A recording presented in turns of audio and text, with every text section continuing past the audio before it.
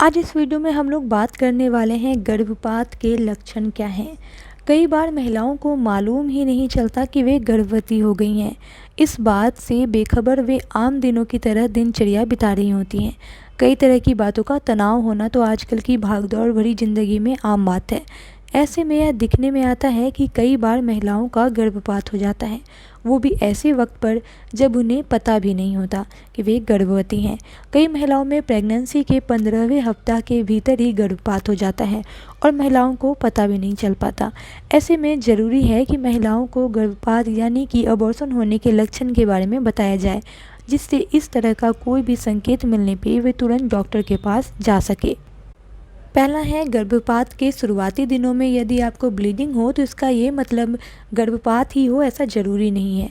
आमतौर पर शुरुआती दिनों में हल्की ब्लीडिंग होना सामान्य होता है, लेकिन चिंताजनक तब होता है जब आपको स्पॉटिंग या थक्कों के साथ ज़्यादा ब्लीडिंग हो और ब्लीडिंग के दौरान ब्लड का रंग भूरा या फिर गहरा लाल हो।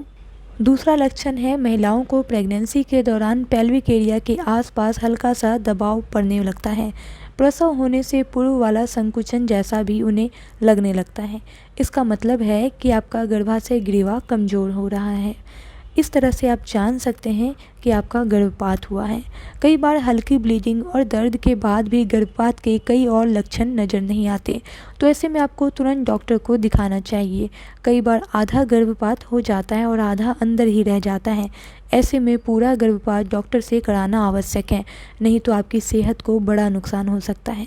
बैक पेन और पीठ के निचले हिस्से में दर्द होना गर्भपात का संकेत हो सकता है।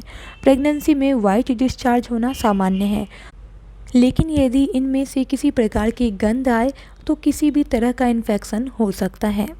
तो अगर आपको इनमें से किसी भी तरह के लक्षण दिख रहे हैं तो ये गर्भपात का संकेत हो सकता है, इसलिए तुरंत डॉक्टर से मिले और इस गर्भपात को पूरा क्लियर करवाएं ताकि आपको आगे किसी भी तरह की स्वास्थ्य समस्याएं ना हो।